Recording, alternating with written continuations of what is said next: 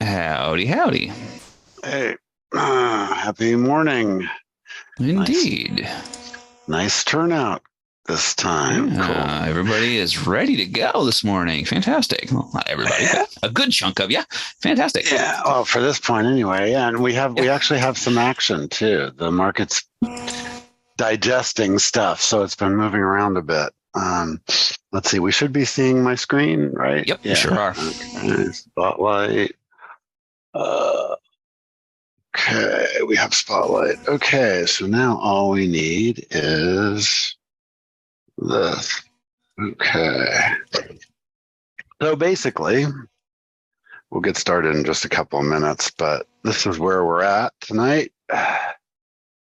We've kind of been doing the usual Sunday range dance and go back where I wanted you there.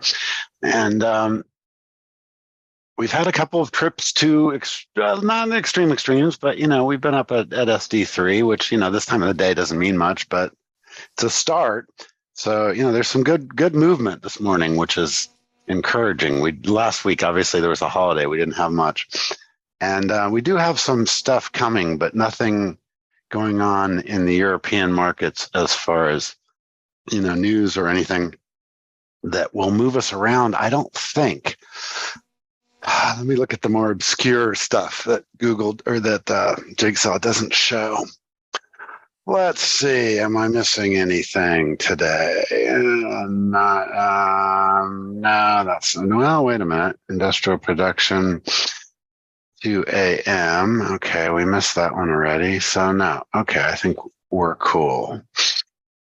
So I hear the doorbell. People are rolling in. Come on in, everybody.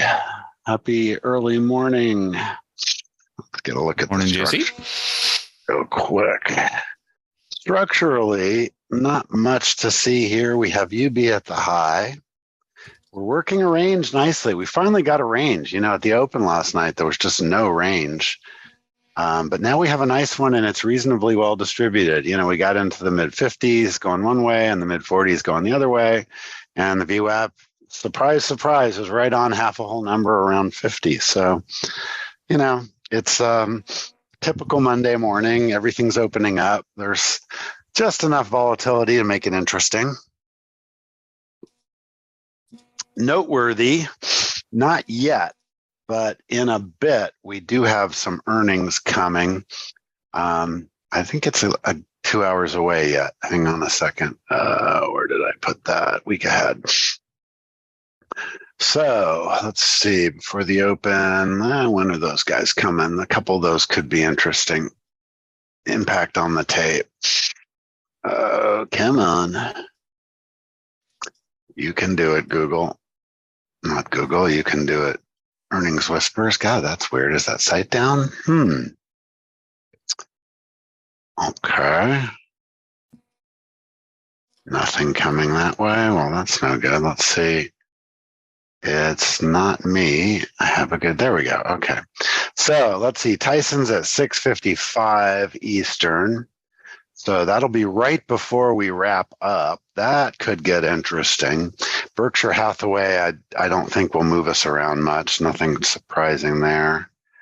Who else might be coming along that could have an impact? Let's see, KKR. Yeah, that's wrong space. Yeah, I think the only one that will really give us any kind of economic barometer is Tyson.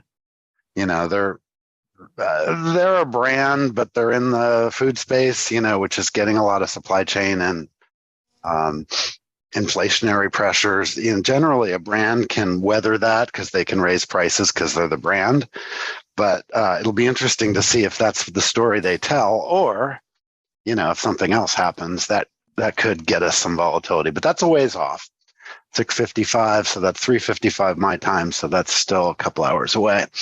Nothing else going on. So, again, always when you first arrive at your computer, no matter what time of day it is, the first thing you need to do is stop, look, listen, smell. That's what we just did. What's going on? What's the environment? What potential news coming or, what could happen that could impact it.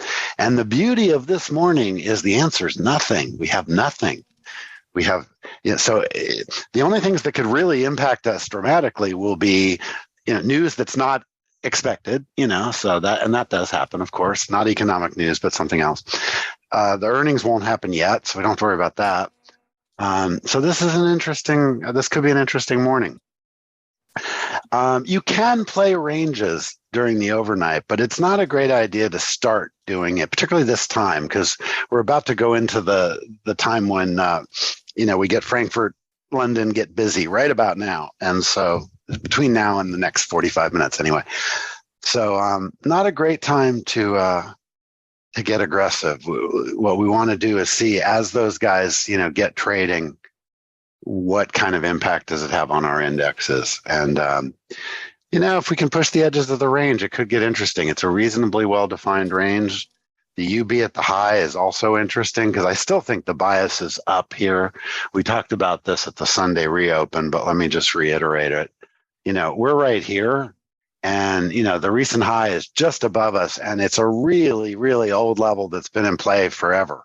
It goes back to February, and everybody's watching 4250. I'll talk about this more on the hedge fund call later this morning, but, everybody with $1 on Wall Street is interested in what happens when we get up there. Either, we continue going up, or, it gets crushed getting sold again like it did the last 4 times we were up here. So it's a very interesting scenario. We're just close enough that it could get interesting tonight. It's more likely to be, later today or during the week, but it's worth watching. So that's cool. Whoops, I didn't want to do that. I'm going to put that back to where it was. Okay, so NQ, interestingly, is an even more interesting, too many interestings.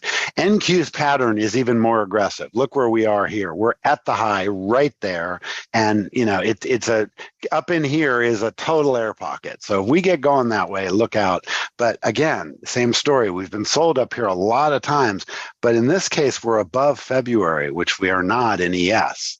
So NQ remains strong. I've been saying this for a while. NQ, it's tech. And, of course, the money has no place to go. So it's going into tech, because why not, But that was particularly evident on Friday. If you look at the heat map, it's pretty hard things were pretty green. There was only one that was down, and not, that was news related, and a really tiny small cap chunk of the NASDAQ. And S&P 500, same story. That tiny little issues were down, but the big caps were all up, and in such a way that the market just couldn't do anything but rally. So we saw that.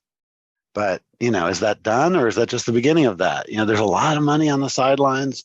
It's still the beginning of the month. We cleaned up last month at the month end. And so this is a very interesting scenario. The only problem, and I say this every time, well, I've said this every time we've done one of these early morning overnight things. The overnight is, there's an art to the overnight. You have to have something else to do if you're going to do this, because opportunities come when they come, and you can wait 2 hours for an opportunity at this time. But when it comes, it can be a really sweet, sudden, great opportunity. You capitalize on it and you make your day before the open. That's happened to me. But you can't go looking for trades or force trades at this time of the day. There has to be a legitimately good setup to take. And right now, we don't quite have one, but we could. What would that look like? I would be perhaps interested in the 90s. As a place to be buying here, nibbling as 92 as always. And, look at the overnight low, recent low, it's 97, so that could get interesting. That's the only good idea I have right now based on this action. I think that the potential to go up is there. So getting long, any good spots below us makes some sense. So the first place I really like that would be 0.0. But the overnight weakness low at the moment is further down than that. It's at, the 90s, 97, 92. So that's worth watching. But at the moment, that's the only thing we've got. So let's see. There always seems to be lots of money on the sidelines. That's an interesting comment, Donna, because that's true when the market is doing what it's doing, when we have this giant range, event driven. there was almost no money on the sidelines when the market was trending for the last decade. The market would buy the dips, and the cash was always getting put back into the market. And that's what's different. Is that whole buy the dip mentality became wait for an event that creates a bigger dip and buy that. That's the scenario we're in now. And so it's a little different. This is not the positive trending that we've had for, up until COVID. We had a decade of trend up. So that money wasn't on the sideline. Another way people talk about that sometimes is, you hear people say it's risk on or it's risk off. That's more a measure of aggression than it is, whether there's a lot of cash on the sidelines or not. But you'll hear me say that, the environment will switch back and forth quickly from risk on to risk off. Right now, we're much more risk on than risk off. The market has absorbed the bad news, and so far anyway, we haven't, the bad news is not doing damage to us anymore. And that's a significant shift in the market.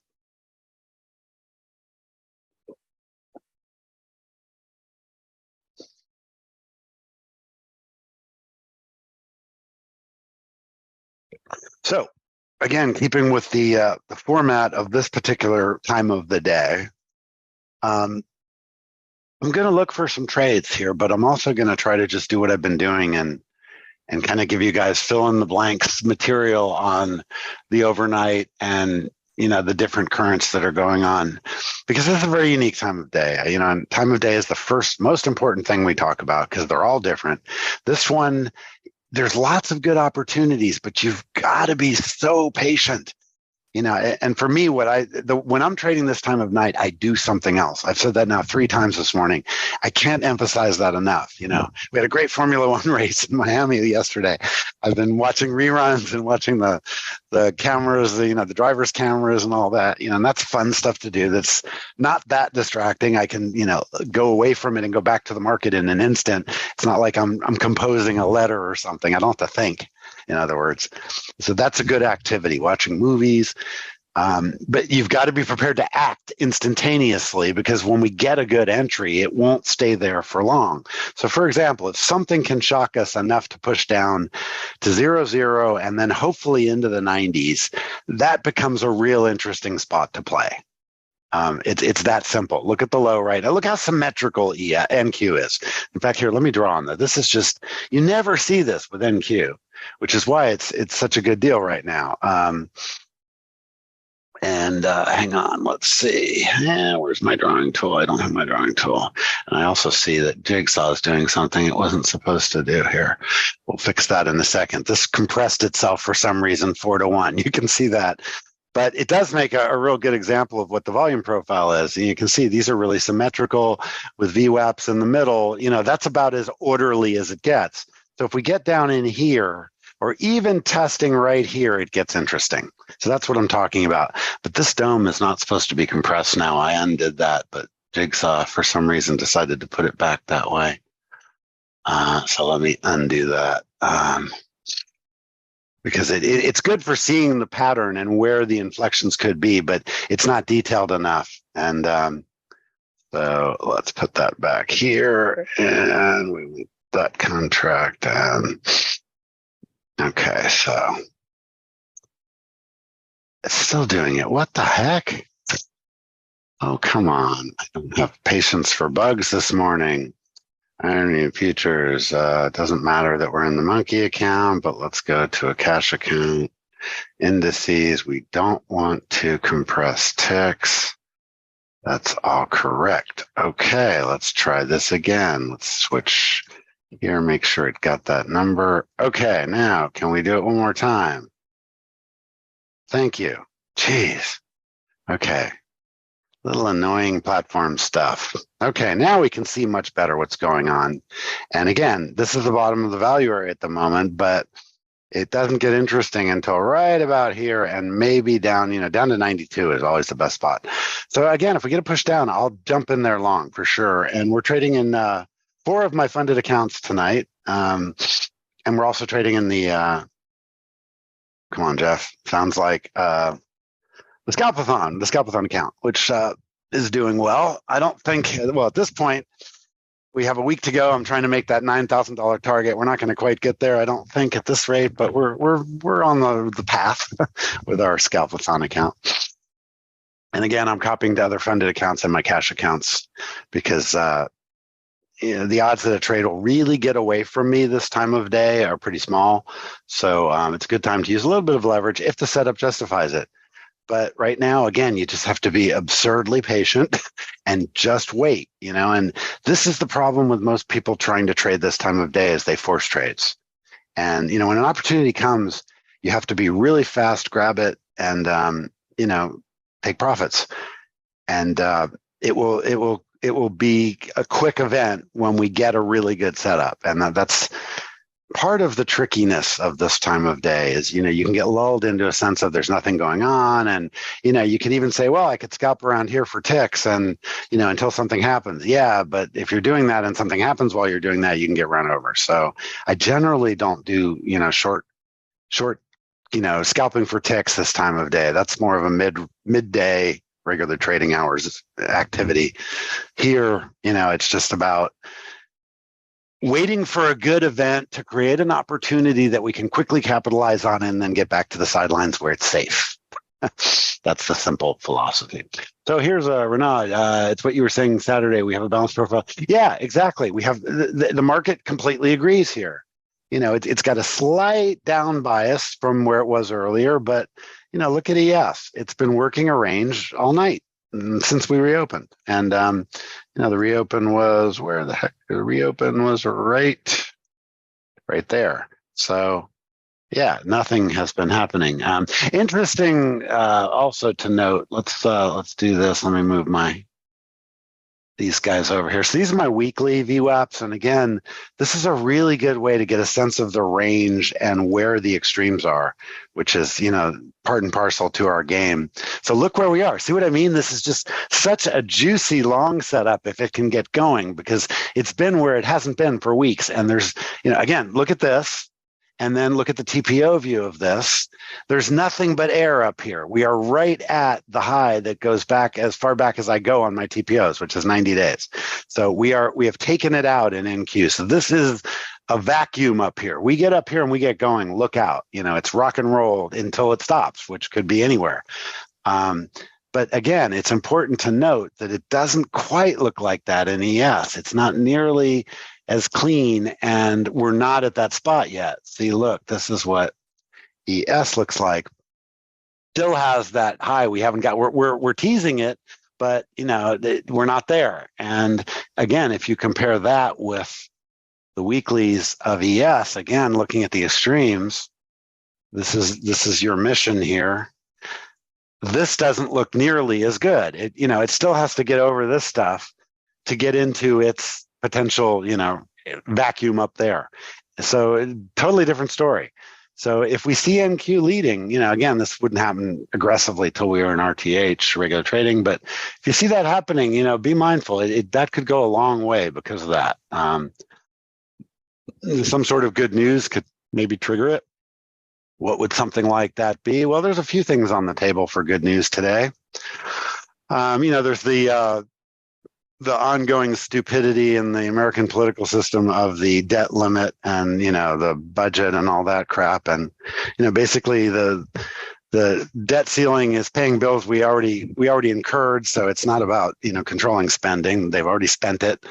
But, the political debate will go on. If that got resolved, if there was an agreement to that, which so far there isn't, that could be a little spark because that would take some uncertainty out of the market. So I've kind of been keeping that in the back of my mind that, if that starts to happen, that could start a little short squeeze. And again, guys, this is the game. You have to constantly run your probabilities in your head. What are things that could happen and how might they impact the trade? We are putting in a really good amount of absorption down here. So this is interesting. We're trading into the bid, so we're going down, but we're seeing some absorption. I really like a long further down. So let's see. Let's just get some orders queued up here. Which accounts do we want? Let's do this in MNQ, and we'll do it over here. So just for fun, I'm going to park some orders. Where's the low energies? Right at 97. So let's go 97.25. And then my favorite place to be if the low goes 92.5. All right, so that's a reasonable idea right now. To try to nibble along here, particularly if we can get a really sharp sudden move down there and get a fill. And so here's what we were talking about with risk management. This is a really good example of it. Right now I've got orders for 15 contracts. What if the bottom fell out? What's my catastrophic risk here? Well, it's 15 contracts or 1.5 minis, $20 a point per mini. So, do the math. What kind of exposure do I have here? Well, this would have to drop to 50 to really cause any damage if those three all filled. So, and even then it wouldn't be a lot of damage. It would get to the point where I'd be thinking that it wasn't a good idea. So I have lots of room to make this idea work. And so that again, that's the equation you have to do if you're going to trade this way. The risk management has to be about, what's the worst thing that can happen? You have to accept that right away, that, okay, that's fine.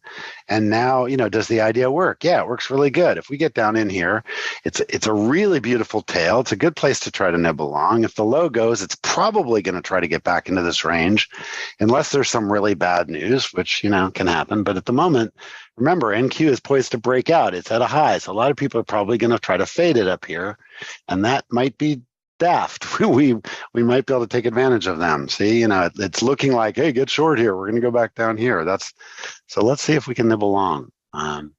This might just be a fun little demonstration of that. Ooh, it's coming down to me again. Never chase it, but good absorption right there. Oh, missed by a tick again. That I chased because I missed by a tick and then it bounced 3 ticks. So I pushed it up and took it. That's what you just saw me do. So now we're long 1.5 on a 5-lot micro. And again, even if it just bounces up to the volume here, we can pick off, what do you guys want? ATM list. Let's say ATM a $20 bill here. That's $20 right there. So let's see if we can get back. It probably will go back up to 5. So that should be fairly easy. But again, it wants to go down. So we'll add more to it. Here we go. Okay, here's our $20 bill coming up. One more tick. Boom.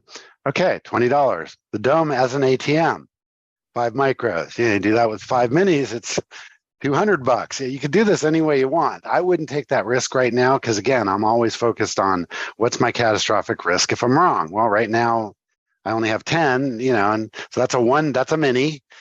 So if we're in the 90s and it drops to 50 in a mini, 30 points, $20, do the math. That's okay. That's $600. That's doable.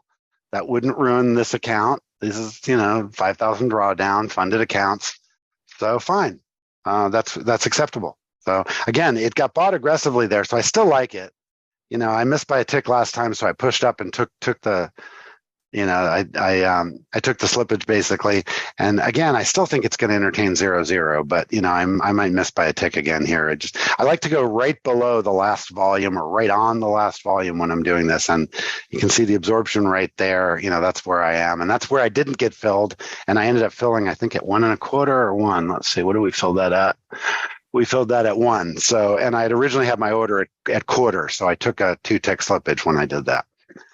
And, I didn't hit the market. If you go back and watch the recording, I just pushed my order up when it traded down there and didn't fill. And again, that's the cool thing about Jigsaw. You can manipulate orders really quickly, and I do like that.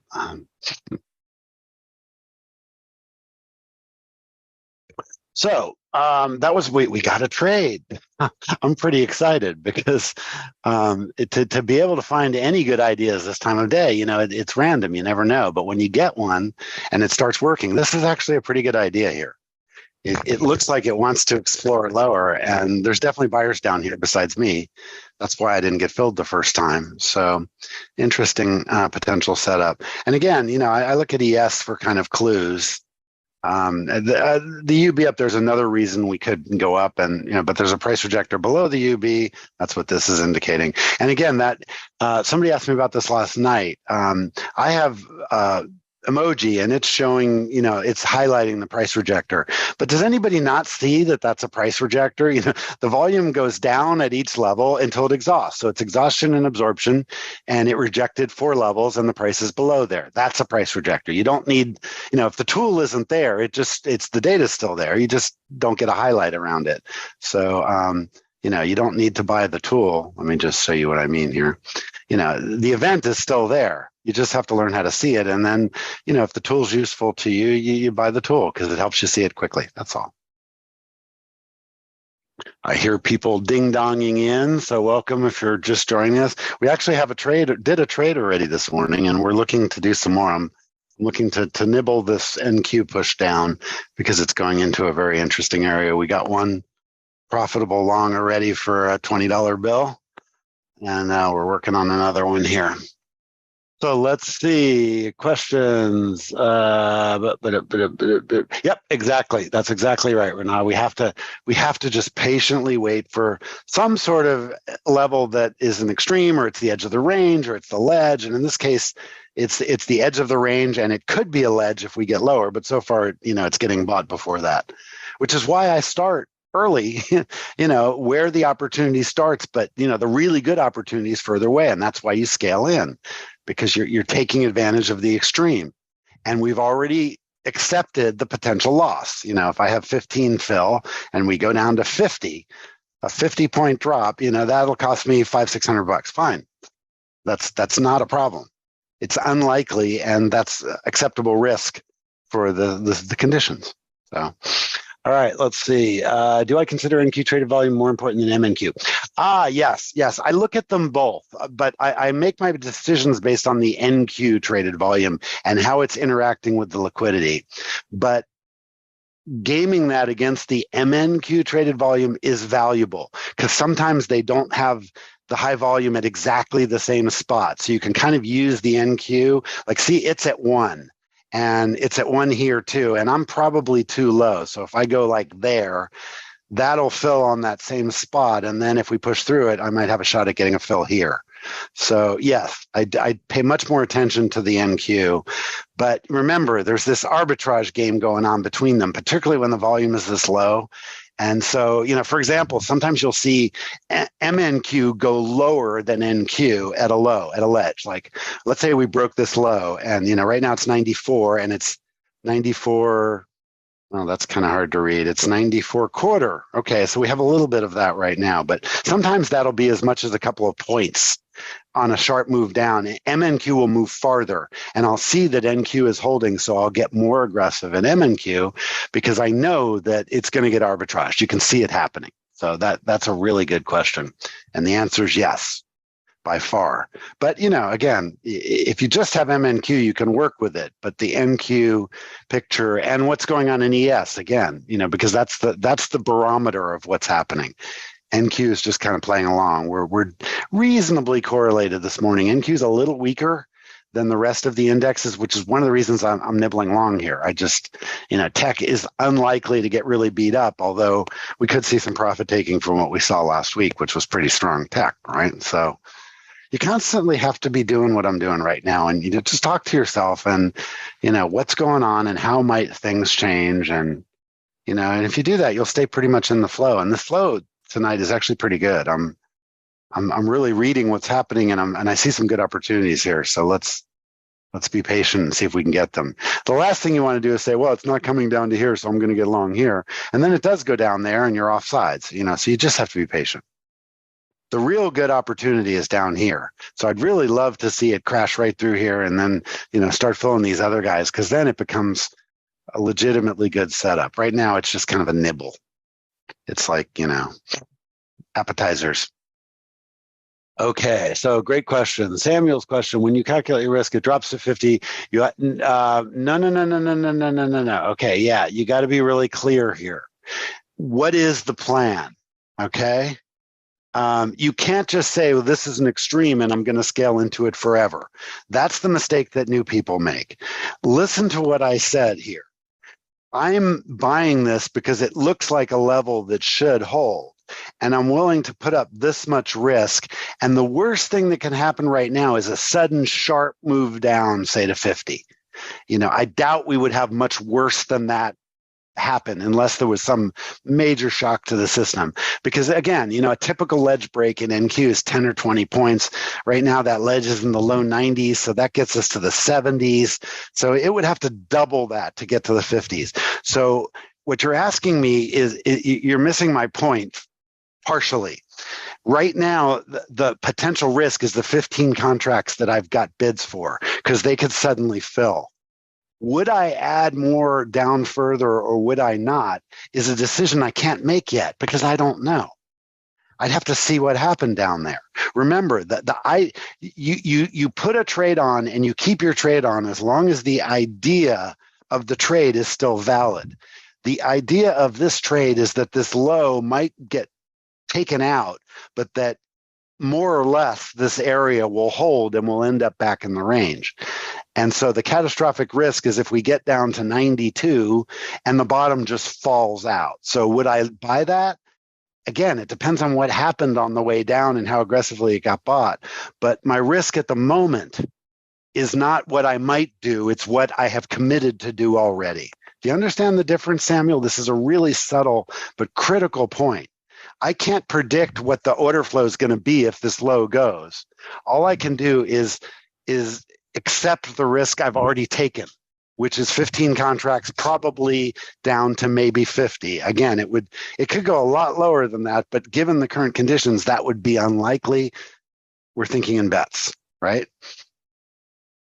Particularly, the way this is getting absorbed down here. Look at NQ. Again, every time it comes down to that area, there's really good absorption. So, the odds of just getting run over are really low. So is that all making sense? Okay. So now if I looked at this same setup and I said, I definitely am going to do a giant swarm here, then I'd have to figure out, okay, how can I make a big sharp move advantageous? And so again, that would be the other side of what you're asking me. What if that was my plan? And right now it's not. This is a baby swarm setup for me that I might go as high as, 20 micros. At the moment I've committed to 15. So that's not a lot of commitment for this size drawdown, 5,000 drawdown. But, for example, let's say we plowed through the low and we trade down to another area that I like. I've talked about this a lot, like the low 70s. And I just see massive aggression there, profit taking on the drop. And I see buyers stepping up. Then what would I do there? I would come in much stronger. So at that point, I've already got 15 contracts.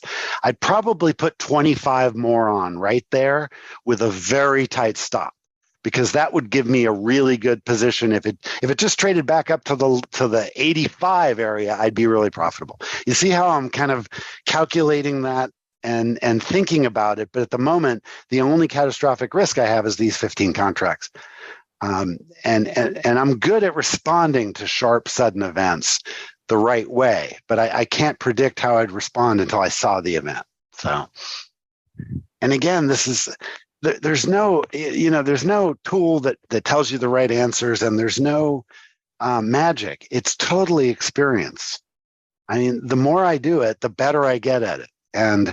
And when I'm making a mistake, the more I do it, when I'm making a mistake, the more that little bird on my shoulder tells me, you know what, this might not be a good idea while I'm making the mistake. And that totally just comes from having it worked and not worked under different conditions over and over again. And it gets to the point where, I know this sounds repetitive. I say this over and over again, but it is just practice. I mean, there's times a year or two ago with this technique that, I had a really good setup and I'd jump in and take it and it didn't work, and I'd analyze why it didn't work. And the more I've done that, the win rate is just getting ridiculous. I mean, it's hovering right between 99% and 100% winners, because, the losers are really rare and I can usually work my way out of them. And so, but that wasn't the case when I started in doing this technique. And again, the technique hasn't changed. It's just getting good at it. And it's just practice. NQ is funny. It reminds me a lot when I used to trade a lot of volume in YM. And if you've been around, I don't know if I've talked about this in the Scalpathon. TRG people have heard this before, but I used to trade big volume in YM. When the YM contract first came out, okay, back up further. The Dow contract used to be the Dow. There was a big Dow, just like there was a big SP contract, and before the mini, the mini is the mini. There was a maxi, same thing in YM. There's the Dow. It was the big floor traded contract. And when the YM was released and it was a new contract, it came out as a mini in the mid 2000s. What the CBOT launched the contract. And this is before the merger with CME and all that. And anyway, long story short, they basically had tiny margins on YM. You could trade with nothing. They were subsidizing it basically, and the commissions were also subsidized. So it was a really good instrument to trade when it first came out. And I used to trade as much as 100 YM at a time with a similar technique to this. I didn't call it swarming, but it was basically the same idea. I was working extremes. I just didn't have a good math model to do it. It was much more just intuitive. And the swarming, well, the 1+1 and the 2 swarming models that I was able to work out, using my buddy's tool, just kind of refined that whole idea. And I could be doing it in YM or micro YM as well, but it's just so suited to NQ, particularly with, what we talked about earlier, all the money on the sidelines. And when the money on the sidelines buys, it tends to buy tech because what else is there, and so that just all supports each other. All those pieces going together says this is the right answer right now. Conditions could change, but if somebody asked me privately, would I go back to trading ES? What would, and the ES is really good when the market's really range bound. Then you can really scale your size in ES. But every time I do that and I send data to my buddy and we analyze it, the exact same setup was more profitable in NQ. I keep coming back to that. So until that changes, I probably won't go back to trading ES. It's still my barometer. It still tells me what's going on in the overall market, but the rubber band works a lot better over in NQ. So that's what we're going to do. Let's see. Yeah, so Samuel, there's really 2 parts to your question. The first one is, do you automatically scale a swarm? And the answer is no. Right now, this is a legitimate 15 contract setup. If it changes, if it blew past me and I was long 15 and I was offsides and we were further down, that becomes an entirely different equation for me to evaluate. As I just explained, some of the ways I could do it. So, for a newer trader, a better way to handle that would be to just stick with where is the idea no longer valid. And in this case, if 90 went, that's how I would manage the risk if I was you, if I was new.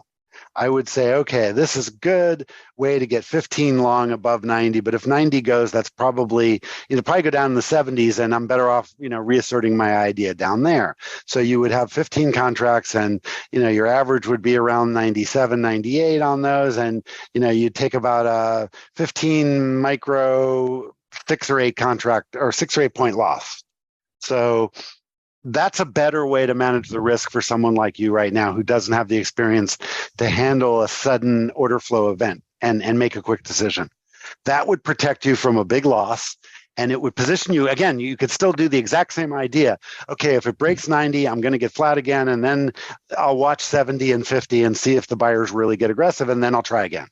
That's a better solution to the question, where is the idea no longer a valid idea? This idea is buying the bottom of the tail. If the tail totally loses the bottom and keeps going, it's not a good idea anymore. And that would certainly be below 90. So that's a better answer to your question for where you are now. Does that make sense? Does everybody understand that? That's something everybody should hear. Swarming is really powerful, but the mistake people make is they get too aggressive way too fast, and they just don't have the experience to understand where and how aggressive to be. So that's why the 1+1 or the baby swarm is this is a baby swarm, Yeah, we like this idea. We'll try it. We'll get aggressive, and then we'll get out of the way if it goes below 90. That's a better way for you to look at it. Okay, let's see. When swarming is hard because the higher win rate, you're not used to.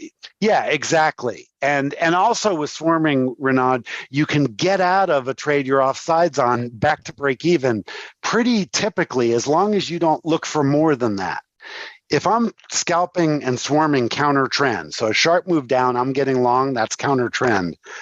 I don't look for runners. I look for just the minute we're above break even, I want to protect that profit. And so I don't look for giant winners under those conditions. So I consistently get little winners, and every now and then I get a good one. So that's the right way to manage it. Yes, absolutely. You get complacent when you're swarming that you can always work a trade out. And it's funny that Rogue Trader movie that JVC posted in the pit, that's basically that guy's story. What was his name? Leeson?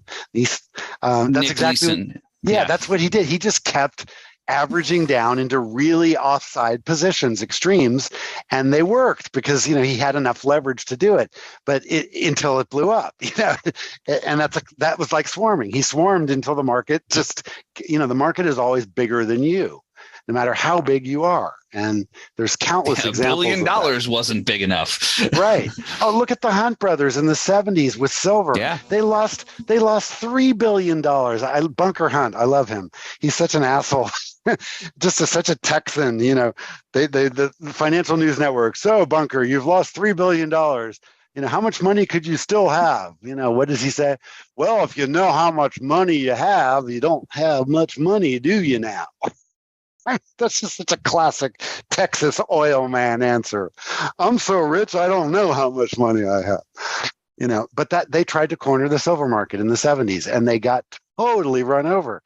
And, with a lot of money, this was a really liquid attempt. Didn't work. Never does. The market's always bigger than you. You're welcome, Samuel. It's good to think that way when you're newer. And then as you execute against it successfully, then you can kind of say, okay, I'm going to I'll start trying, a little more risk and trying to be a little more aggressive and see where it works and where it doesn't. It's really individual. This is a point that when you're teaching people a technique, it's really hard to get this point across that, you can watch me do it and you can learn the technique, but at some point you have to practice it and make it yours. And yours, again, the tabula rasa thing, you want to do it as close to the technique design as you can, but there's going to be elements of it that are more you. I'm not a perma fader, but I make most of my money fading moves. In other words, going the other way. And I'm just good at that because I'm a contrarian. And, you say black, I say white, you say up, I say down. It's my personality. And so I've adopted that. But I have friends that trade this exact same technique and they only do it going with the momentum. When a ledge is breaking, they go with the ledge, and I fade them, and it works just fine the other way. So you have to. I know people that just have an ethical issue with being short. One of our former TRG members is a friend of TRG and still around now and then. Blair, he just for years just could not go short. It just didn't feel right to him. And if you're trading futures, you have to be able to go both ways. And so, he's worked through that, I think, at this point. But that's really common. You have to take the technique, understand the math and the logic behind the technique. And, that's what we talked about Saturday. The math behind this is really sound. It's a really good idea from a tactical, strategic point of view. But like any good plan, as Sun Tzu said, the battle plan rarely survives first contact with the enemy. Whatever your plan is, it changes the minute you get into the battle, and that's really true in trading. So you have to have that mentality. Go ahead, James. That's so funny because I know what you're saying is true. I've encountered plenty of people with exactly that hang up about short. They just can't do it, can't get their head around it, whatever. It's so funny because the very first time I ever heard of and had explained, the concept of getting short is, my earliest trading education days in like 1999, 2000, somewhere around there. It instantly just seemed like the most natural, obvious thing in the world because it's still buying low and selling high. It's just out of order, but it's no different. It's the same thing. Like, what's the problem? But there were people who it was, you're sitting there looking at them and watching their head explode. They just, but you can't. But no, you can't. Wait. How can you sell it if you don't have it? Yeah. It's a really funny thing, and even people that aren't traders, every now and then I'll try to explain, How I Yep. make money on the way. How do you make money when the market's going down? What do you buy? I don't buy, I sell. Well, how do you sell? They don't get that you can sell something you don't own. Yep. And I said, well, look at a car dealer. That's my classic example. A car Yeah. dealer doesn't own any of the cars. It's floored inventory. The bank owns the cars. All they do is push the cars in and out. But they're selling you something they don't own. When you buy a new car, their bank has financed it, and the process of you buying it is switching the financing to your bank from their bank or your cash, and that's all that's happening. That guy is just he's a trader just like us, and because it's not perfect information and it's not perfect supply and demand in the auto market, there's a lot of manipulation. Dealers can raise prices in the short term because there's inefficiency. But it's the exact same thing as what we do. And so, in fact, a bunch of people just caught a really good little short trade. My best friend Bonnie, ex-girlfriend Bonnie, did that. She had a lease. A bunch of people had this during COVID. And instead of giving the car back at the end of the lease, it was positive by like $3,000. So she bought it and sold it, and that's a perfect example where, the bank got screwed because they made a bad decision. And so and it's unusual that a lessee can do that. Usually you end up upside down in the lease. So, there's been some interesting those are arbitrages in the financial world. That's called arbitrage. Arbitrage is the process of finding two things that are out of balance and finding a way to balance them profitably. So that goes back to the question of, do I watch NQ or MNQ? I watch them both because there's a lot of arbitrage between them. There's a lot of imbalances that get fixed quickly. If you've been around TRG for a while, you've heard me talk about there are paid liquidity providers in the micros. They are not market makers. They're liquidity providers. Their job is to put up liquidity to stabilize the market, and they actually get paid to do that by the CME, because when the micro contracts first came out, there wasn't enough liquidity in them, and they would often get 10, 20 points out of sync with the mini. And people were cleaning up on that. And the CME said, well, wait a minute, that's not an orderly market. So why don't we pay a couple of guys to kind of act like market makers and put a floor under it and a ceiling over it with supply and demand? And that's what they did. So the micro often trades to the levels where those guys are. And then you can see those guys kind of move out of the way. And so watching the liquidity of MNQ can be very interesting. I don't do it anymore now because I pretty much can tell where they are, but I watch the liquidity of NQ instead. But if you look at MNQ, you'll see that. In fact, I'll do it for you right now. Memorize the liquidity right now in NQ. Look where, 10, 10, 13, 10. Those are fairly big size for NQ right now. And then down here, there's 20, there's 30, 40, you can see where the liquidity is. Okay, now look what happens when we switch this to the true liquidity of the MNQ book. It's totally different. There'll be two levels in each direction where there's size and nothing in between, because that's where the liquidity providers are. So here's MNQ. And again, we're doing the exact same thing. And now we're going to see the liquidity for that. And look how different it is.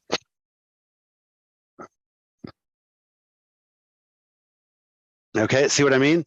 There's a big chunk down here and there's nothing in the middle. There's your liquidity provider right at 0, and here he is right at 20 as well, or them, They will put up big size. It's typically 10 points away from the current market, each direction, and that's where they sit. And when we get really close to them, this is a fun thing to watch if you want to learn a little bit about the order book. Usually they move away as we get toward them. They generally stay about 10 or 20 points away from the inside bid and ask. But sometimes when we get to real extremes, like if we were dropping down to that 90 level, sometimes you'll see them move down and then just sit there, and they'll actually trade. They're allowed to do whatever they want. And sometimes they'll say, you know what, we're going to put up liquidity right at the inside bid and ask. And when you see them doing that, that's often a really significant inflection point, because they're as close to the action as you can get. So that's worth watching too. But in general, I focus on the NQ now. I used to watch that a lot. And again, like I said, I used to have both domes side by side so I could compare the liquidity. I don't do that anymore. It takes up too much space and it's too much information. But see how I brought NQ back up and see how much thicker it is. It's not just one price level. It's lots of price levels, but still farther away from the inside bid and ask. But these are real people looking to buy and sell. at different levels, whereas those liquidity providers are just doing what they're contracted with by the CME, which is to put up liquidity to keep the market orderly. They're like the old specialists on the New York Exchange.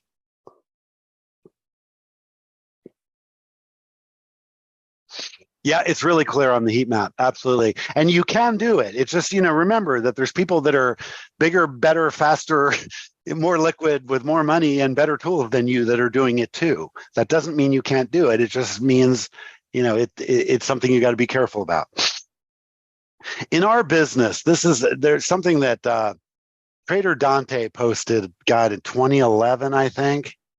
And this is the best thing to keep in the back of your mind that there is. I mean, this is just so perfect. It's let's see, it's called The Hardest Game. This was a post from Trader Dante. Just read this. This is exactly the situation. This is perfect. This is what we are up against. And you have to understand this. Does anybody not understand that? Does anybody not get that is the most true statement you can make about the markets right here?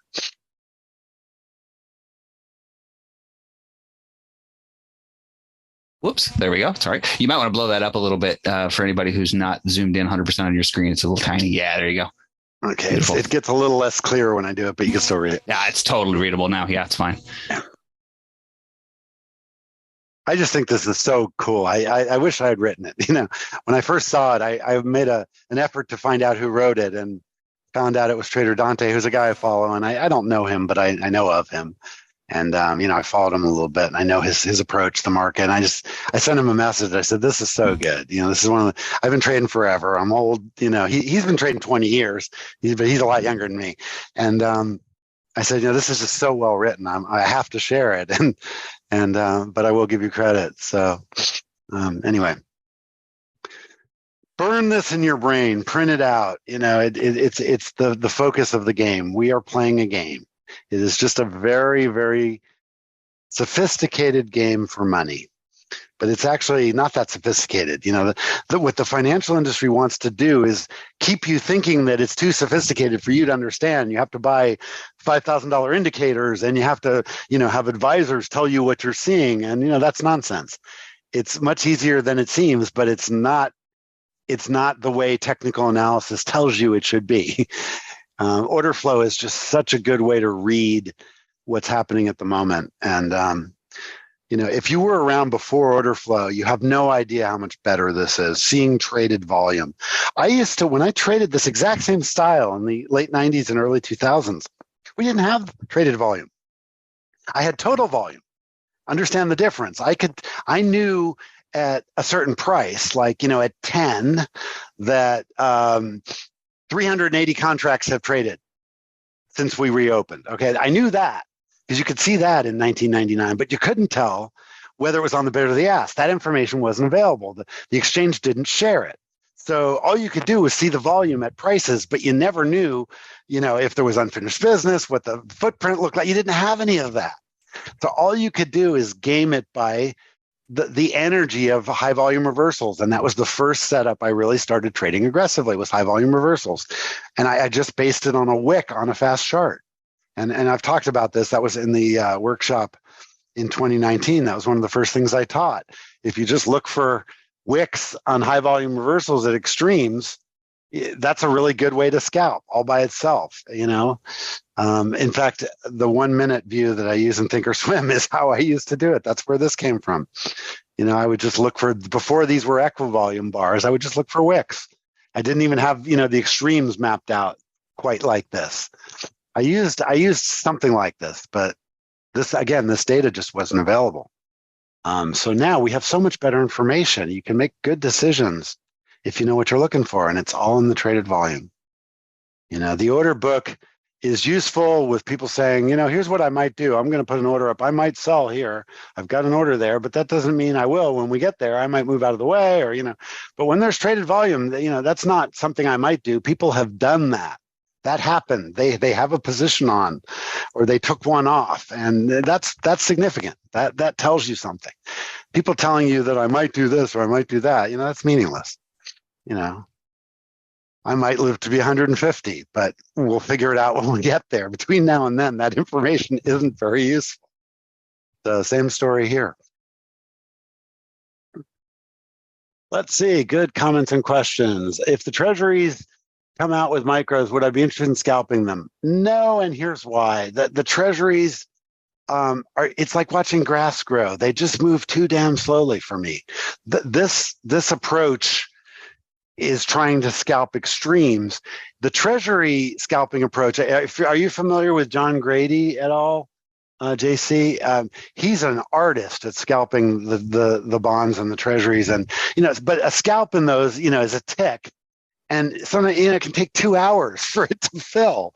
And I love Grady and I love his approach, but it's just, for me, I would blow my head off. It's just not enough trading a day. I would be, just ready to explode. And again, that's why you have to find something that matches, your personality and how you roll. That's critical. Yeah. Okay. Then that's a perfect one for you. Okay, let's see. So is it advisable to trade the LRCs this time of the day? Great question, Carson. Yes and no. You can watch the range. I addressed this right at the beginning of the session. You might not have been here, but you can trade the range. You just have to be careful not to do it with much size, because we tend to blow through ranges overnight. So the extreme trade is much better. But for example, we're getting to the bottom of the range now, and you can see I have an order there, but I'm going to push it up and fill it if I can. Gosh, I missed again. Because again, it's the bottom of the range and it probably will hold. I like it better lower, but I'll go ahead and take a trade here if I can get a decent fill. But right now I'm chasing it. So I don't want to chase it anymore. In fact, I'm going to try to let it come back down to me here. So I pushed up a little bit trying to get a fill, but so, and this is an edge of the range trade. But again, I really like this tail down here better. But if I can't get a fill down there, I can't get a fill here. So there's a lot of people trying to do what we're doing, and they're trading the range. Yes.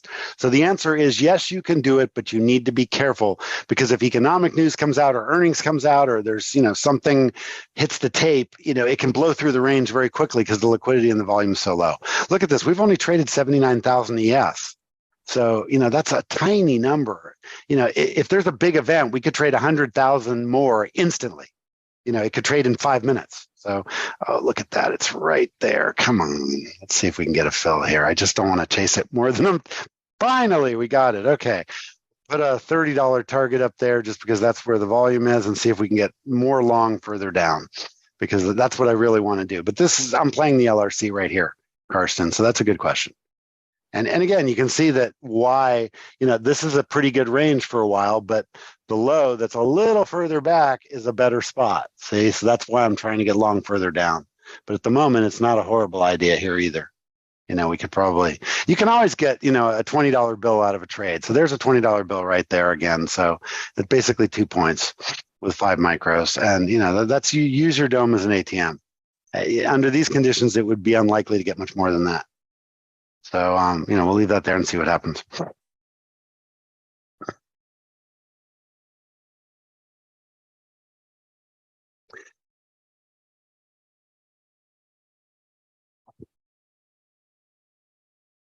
It's easy to get lulled into a sense of complacency at this time of day because it's moving so slowly, and you got to be careful of that. So here we go. We could probably take profits here pretty soon. I moved it down a tick. Should we go for a $15 bill? Yeah, let's take a boom. Okay, $15. Take the commissions out. That's a $10 bill. I'll take it. Again, if you keep taking 10s and 20s, the next thing you know, you're up $300-400, and the market hasn't gone anywhere, and that's fine. That is the right way to approach this time of day. So great question about the range, and the answer is yes, but be careful, because it's not nearly as stable a range as you might get in the middle of regular trading hours. So good question. I'm going to put an order back at half here. You can see the liquidity is all sitting right around there. The biggest chunk's right on 0-0, of course. So, you can front run that just a little bit and probably do okay. Again, it's a good nibble for $10, $20 trades like I've been doing, but I really like it better further down. So, if we got to push down, it would be a much better setup. So you can see, ebb and flow at the low, ebb and flow at the low. I've talked about this over and over again. When you have that pattern, it's likely to go lower. So if you're scalping counter trend, be very careful and use targets, take profits quickly, because that probably will explore down. and we just got filled. So let's put another target up for another $20 bill, and we'll see if we can get filled further down. There it goes. Okay, a little bit of a push. The bid got slammed, and then it got absorbed. So we might be able to take another one right there, but better to see it push down. Good, good, good, good, good, good, good. Perfect. Okay. So now we've got a quick little 15 lot, and it's perfect because if it just moves back into the range, I've got a nice $50 bill this time, and I still like it lower. So this is working beautifully, and it will probably sweep back up to 0 or so. So might not be a bad spot to be a little more aggressive there, and we can kind of try to catch a runner with this other 5. That's kind of the way to manage that. So we want to get these 2 off pretty quickly, but not too quickly. We want to pay the commissions and get some profit. And again, I like it a lot better further down. So let's see what we can do with this further down. Also, watch ES is getting absorbed right at 50, but the liquidity is further down, as is the bottom of value. So this could still go down, but I think I'm about to get filled over here on the first chunk. I just heard a noise. Was that something important, JVC? No, that somebody left the room. Okay. It wasn't a disconnection or anything. Okay. No. How dare somebody leave my room when I'm showing you a great trade like this? I actually did a minute ago unintentionally because I forgot that this time of morning I have my router set to reboot. Oh, surprise. Yeah. Bye. Yeah. I thought we lost your session. I was in the chat saying, did we just lose Jeff? Uh-oh. No, we lost you. Okay, exactly. So selling here and we're below it at 0.00. So for the moment, the bias is down, but it's a good place to nibble long because it wants to move back up. See, there we go. Boom. All right, we've got our $40 bill. We'll protect it, and let's see if we can make some money with this. But there's $50 right there with that 15. So protect it tight because your counter trend. Boom, got it. So there we go. You know, we're up nicely here. You know, you can't complain about it. It adds up. It really does. I'm up. Let's see. We're up about $212 here. I am copying, but you know, it's worth doing that here because the risk is really low. So again, we got some out of that. Let's put some more orders up. It pushed a little lower. I'm not interested in playing 0.00 so much now because it hasn't bounced much. I like it again, the low of the push down. I like it down here. And again, right to there. So that's kind of my 15 now that I'm willing to put up front. This trade is working, but again, it could push aggressively down before it comes back into the range. It's whenever you see ebb and flow at the bottom or the top of the range, be careful. It's scalpable, but the potential for getting run over is there because it's not bouncing back into the range as aggressively as you'd like to see. Ideally, when you get a low like that, you want to see it move back into the middle of the range right away, and it's just not doing that. So, little bit of a down bias here, and again, we're below the big deltas here. This one's holding. So now this level's in play because now we've got buyers and sellers here. A minute ago, it was just sellers. So again, the buyer stepped up at that big fat whole number area. But I'm happy so far. This is cool. We've been going an hour now. We've actually had a couple of really good setups. Those are almost as good as they get overnight. So, and again, your mission isn't to get rich when you're trading overnight. If you can just keep putting up $20 and $50 bills and not take a lot of risk, then that's good trading for this time frame. You got the pizza. Yeah, exactly. All right, I'm going to take a quick break here. It's right on 2:00. And again, it usually gets busy now because if you go to the world clock, the markets in Frankfurt and London, this is when they get busy. Oh, whoops. Didn't want that. I want the clock. Why is that showing me the timer? I want the clock. There it is, clock. World clock, that's what okay, there we go. So here's me. Actually, I'm not there anymore. I'm up here now, but see Frankfurt, it's 11. London, it's 10. The banker's hours, everybody's just coming to work. Perfect. And London's closed today again? I thought that was last week. Why is London closed today? What's the holiday? Oh, the coronation. Fuck. All right, well, whatever.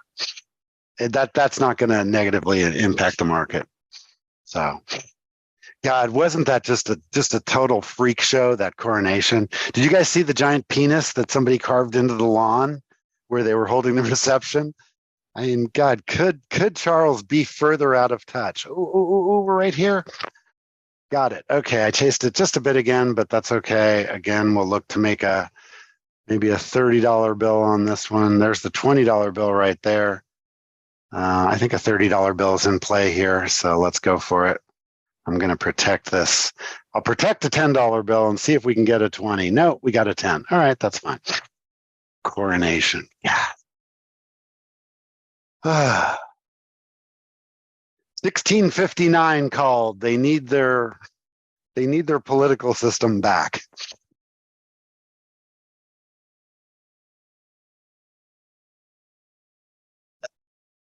Can you imagine waiting your entire life for a job like that? That's his story. And, the whole thing with Camilla, and it's just such a freak show. It just, I don't understand. I just found out. Go ahead. I just found out today from my other half, because she follows royal stuff. I don't at all, but she's fascinated by them. So apparently I forget if it's the 80s or 90s, Charles actually lobbied really hard in Parliament to try to force the Queen out. He did, yeah. Which I had no idea he'd ever tried to pull that. Like, wow. Oh, yeah. Oh, he tried all kinds of nonsense. And, and the Queen was such a good monarch. Monarchs, the whole thing. I mean, if you had to be as monarchs queen, go, yeah, that she was, just as good as they get, and as classy and in touch with the people, at least as much as you can be as a queen, right. Understood the world reasonably well.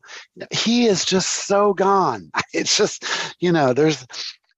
the argument could easily be made that he should, renounce the throne for one of his sons who are much more tuned into the world, And plenty of people want that. So. Oh, yeah. The whole thing is just so silly. But yeah, I get the fascination. It's like watching a car accident. I was, you guys, well, TRG people know this. Maybe some of these Scalpathoners don't. I was married to a British woman and I lived in London for 3 years. And I know the culture pretty well. Actually, if I'd been smart, I could have dual citizenship. I didn't do it, which would have been, I should have. But anyway, I'm no longer married to her and was only married a short time. Fun fling, not really a marriage relationship, but I have a really pretty good understanding of British culture. I lived in it, immersed in it with a British woman who was, she had been an executive at the BBC. So she was very well connected in Britain, but also she spoke all the European languages, 6 languages, and was a representative for the BBC and for all the European TV stations. That's what she did. And then she went out on her own as a producing movies. And that's what I did with her. We were in that business together. So we got to travel all around Europe and I really experienced the British culture, and it's pretty funny. There's a whole lot, the whole Brexit thing was a good example of how, there's a lot of old school Brits that still think there's a British Empire. They don't understand the world, and Charles is perfect for them, but that's an uninformed minority. All right, I'm going to take a quick break since we got past 2:00 and nothing's really exciting happening. I'm going to leave these orders down here. I have no problem if they fill. I don't want to fill higher up at the moment. You know what? Let's see, 92.5. You know what? Just for fun, I'm going to leave those 2. And then since I'm going to be away, I'm going to put another one down there. So there's 15, and we'd have to get 20 points away to get that last chunk. I'm not going to log it or exponential it like a swarm, because I won't be here to see it if it happens. But let's take a quick break. This will be a good time. This session, we have to pace ourselves because you have to be patient this time of day. So just let's take a 10-minute break. So, 10-minute break. Back. And I may be back sooner. I am kind of watching, but I'm going to just lie down and watch some highlights of the Formula One race. I can still see my monitors on my trading, so if something happens. So we'll be back at, let's call it 2:15 on my clock. Okay. I am back, and it's really quiet again. I've been kind of just watching it sit right here on 00. And you know what? That is not particularly encouraging that it doesn't want to trade back up into the range more than it is. So we could still go lower. I'm going to get a little less aggressive there. I'm going to leave that one down there. And It's trying to get back up in the range, but it's just not getting enough momentum. And there's sellers here, so we are just heading into the beginning. Let's see, so yeah, we're a little ahead of the earnings still that are coming out. Still about a half hour away. Maybe some smaller ones are coming out. Let's see. I wish there was a good way to sort these by the time they're released, but there isn't unless you pay these guys. So you have to just go look. 6 a.m. Okay, that's 3 o'clock. That's the earliest one. Is there anything before 6 a.m. that's due? Doesn't look like it. No, that looks like the story. So still about 45 minutes before we start seeing any potential earnings that could move us around. Have I tried swarming with an aggregated ladder? Yeah, I have looked at it that way, and it's very hard to do because you don't get the nuance of where the volume is. It crushes the volume together too much. So for example, see how here I can see the levels that on the way down, we trade to the bid, went lower, trade to the bid, went lower, trade to the bid, went lower, trade to the bid, went lower, trade to the bid, went lower.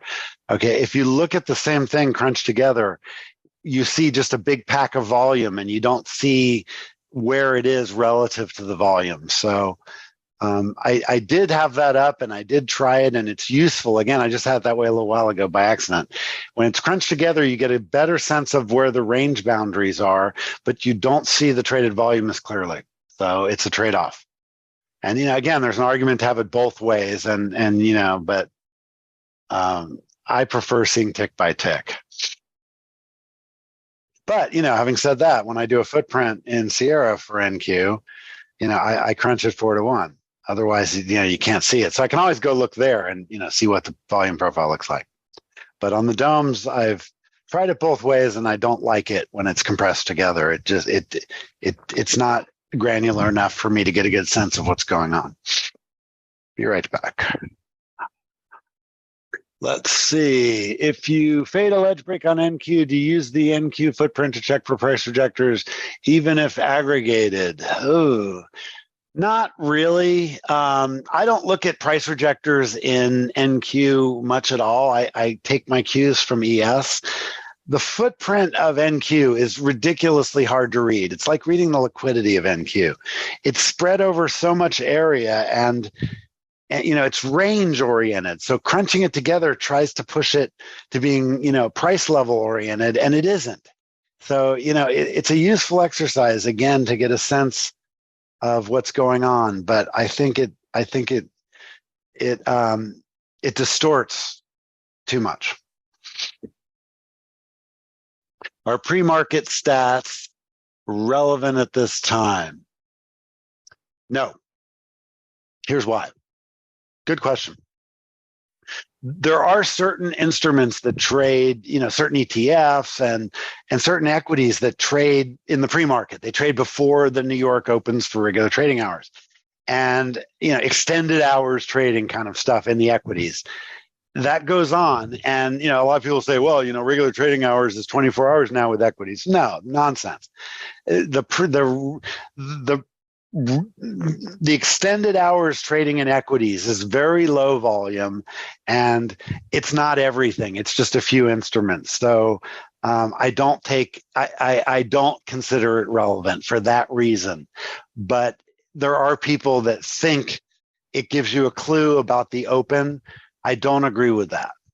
I think that largely people that are doing pre-market trades are probably retail speculators. There's, in the ETFs, occasionally you'll see some funds doing stuff, particularly in the shenanigans hour, which is the half an hour right before the open. That's a little different because everybody's coming online. But the like you said, the stuff that starts, earlier than that, I don't think it's legitimately a barometer. I think it's speculation. It's people trying to be futures that aren't. I think it's that simple. But that there's equities people that would disagree a little bit. But again, The equities, we're a derivative of the entire S&P 500. We're not a derivative of, the half a dozen or dozen things that might be trading, with any sort of volume. So short and long answer. Let's see. We have a UB at the top, but zero. Yes, exactly. And again, structure at this point isn't going to be real firmly established because it's still way too early. So NQ is down a little bit, but again, nobody has any information, and all of these. Good question, by the way, Alfredo. All of the amounts that were up or down are rounding errors. The difference between being down 0.05 and being up 0.07 is nothing.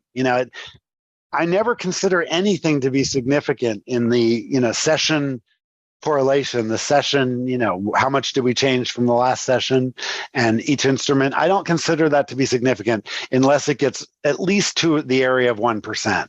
When we're in these fractional percents either way, it literally is just a mathematical rounding error.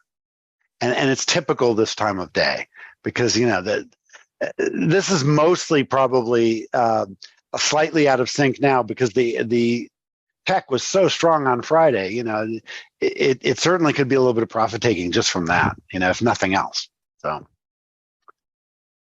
okay, let's see. What else can we look at? Yeah, we still have, we also have single prints, Alfred. Yeah. Oh, sorry, I'm yawning. We have a bunch of single prints right here, just below us. Whoops, let's push that. So, we're trading right there, and there's single prints right at the bottom of this range. So at least from the overnight there are. So again, structure takes time to play out, and I don't think we're seeing anything significant there right now. I think that's just leftover stuff. Oh, I'm debating getting another cup of coffee. Let's see here. We're going to go at least another half an hour, maybe more. And then we have eyes. Yeah, I could probably have a cup of coffee now. So I'll be right back. I'm going to go fetch a coffee, and it's starting to get a little bit of volatility here. We're finally back in the range up here at 5, now 6. So again, the idea of the long still is good, but you got to get long from the right spot to be able to make any money with it. So maybe we'll get another push down. I'm going to throw another order up there. I'm seeing a little more strength here, and that's the other end of the range now. So, all right, I'm going to go grab a coffee. Be right back. Probably a minute. I actually have another additional answer to you, Alfredo. As I was making coffee, I thought about this a little bit more. This time of day is all about the price action. Structural clues like the UB and whatnot are useful contextually, but what we're doing is trading the price action around the range. We're not concerned with structure. And this has come up before with you. That's why I'm making a point of it. Be careful mixing price action and structure. If you're going to trade price action, structure is context. The fact that there's UB, for example, is meaningless unless we're up there, and we're not. So, but it is, I did note it too, but it's important not to put any weight on it. You have to put the weight on the price action.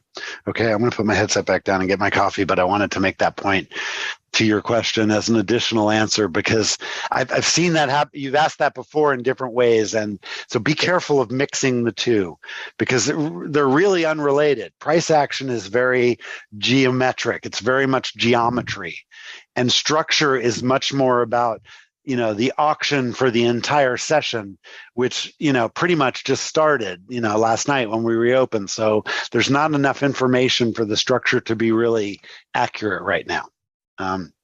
Or the likelihood of it being accurate. It just doesn't have enough baked into it yet. All right, off for my coffee. Be right back. This is the problem with this time of day. You can have really slow price movement or just nothing happens. Kind of what's going on now. And then you get a sudden event, and then you get an opportunity. So you take advantage of it, but you got to be prepared to jump in when you get that opportunity. And it's a lot of patience, So again, I emphasize if you're going to trade this time of day in the U.S. equity futures, have something else to do, because there will be, we've got a nice little profit going this morning, but we've had to wait patiently for it to come to us. You can't force the market to give you a trade when it's just not giving you one. And there's still somebody asked me privately would I take a short here? No, it's the top of the range, but the short-term range, we're at the top, but we're nowhere near, the VWAP's way up here, and, we're not even in the value area. So there's no way I would fade this here. It doesn't have any indication that it wants to go down hard. So I'm looking to buy it at the other end and fade the bottom. But no, I would not be short here. I'm just watching here and sipping my coffee. I don't see anything to even comment about. There's just literally nothing to say here. It's interesting. The personality of the market is so different in the overnight than it is, in different parts of regular trading hours. And when we do a Scalpathon, it's a really good opportunity to show that.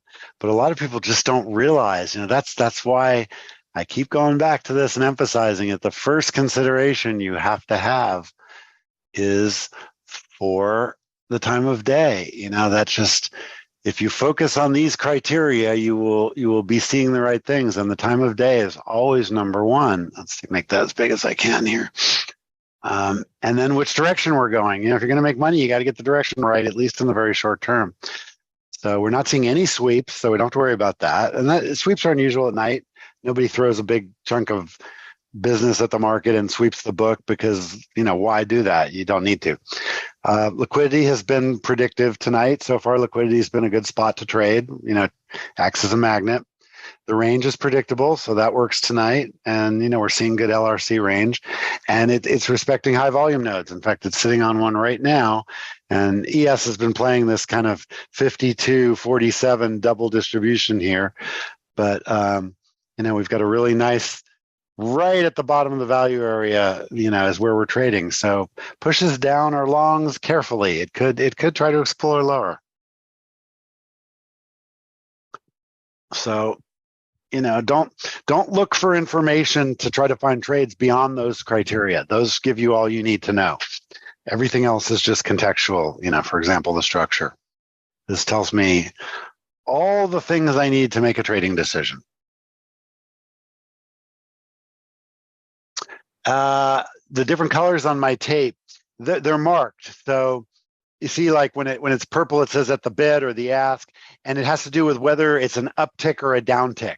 So that at the bid was a downtick from the 3. That's why it went red from purple. But it will trade. The greens and blues are on the ask, and the purples and reds are on the bid. And bright red is a downtick or below the bid. And so here was a below, but it didn't downtick. So in general, it's more aggressive, the brighter, redder colors on the asks, the bid side, and the opposite on the ask side. That's basically how it's the default colors for Jigsaw. I haven't changed those. But that's a good way to look at it. Events that are unusual, for example, seeing, look at the action right here around 0-0. It traded into the bid, and the volume, there was big blocks there. And then the next blocks were up at 2. So, those were people probably covering shorts or buying like I was doing. And so that's the color scheme. The color scheme. Above ask, below bid, meaningless or not. Not meaningless, but don't read too much into them. If it's a big enough order, it's going to, if let's say there's 20 at the bid and I throw 25 at the bid, then 20 will trade at the bid, 5 will trade below the bid, but that might not push the bid down. It might come right back. So yeah, it's noteworthy. For example, when we're pushing up, you hear me always say that I'm looking for the sellers to be able to lift the ask. So what I want to see is the ask at the ask and then above. And if it keeps doing that sequence, like it did down here, at ask above, at ask, that's it getting bid up, because the sellers are able to raise prices. So that's very useful to see. Going the other direction when it's slamming into the bid is harder to read because you often get absorption, and the buy side absorption on the bid is trickier to read than the sell side absorption on the ask, in my experience. Just because when people are aggressively selling, they put their foot on the gas, they take their foot off the gas, they put their foot on the gas, the momentum ebbs and flows really quickly when we're pushing down. When we're pushing up, it's just a matter of whether the sellers can lift the ask or not. If they can, then they're in control and the buyers are pushing the market up. But the sellers are able to raise prices. I mean, the buyers are in control in the sense that they're pushing the price up. But I look at that and I say, okay, sellers are happy here because they can move up. And so, so in those two ways, I watch that. But other than that, it's not like any abnormal importance. It just tells, so it's not meaningless. It tells you that either the sellers are able to lift the ask or that the bid is getting pushed down. But again, that one's harder to read than the lift of the ask, at least for me. They should be the same level of ease to read, but for some reason, I don't automatically look to fade when there's good. If they're lifting the ask, I stay out of the way until they stop doing that, and then I see absorption. But if they're slamming into the bid at areas that I like, even if it's pushing the bid down a little bit, that's kind of what I expect down there. That's the nature of demand at a low, because you're going against that trend. So it's just a slightly subtle difference, but I think it's real. I'll be right back, guys. Okay, NQ being in the middle of this range and the other three more or less at their top. No, it doesn't mean that. Refer to what I'd said about correlation earlier. We're in this rounding error level of correlation. It's not significant at all that they're not totally in sync because none of them are moving enough to be significant. So, if you have no movement, then a little movement of no movement is not significantly more than no movement. It's just a little more than none. That's what we have. Now, during RTH, different. Then I would be looking at the interaction between the correlation much more closely. But remember, when you're trading the overnight, it's really important to remember that this is pure speculation. If it was during RTH, well, again, during RTH, correlation is much more important because the equities are trading. So you can look to the internals, you can look to the instantaneous correlation, which right now, all the other indexes are up near their high and NQ is down near its low. So that's one of the reasons I liked it long, but certainly not here. That's why I liked it long down here.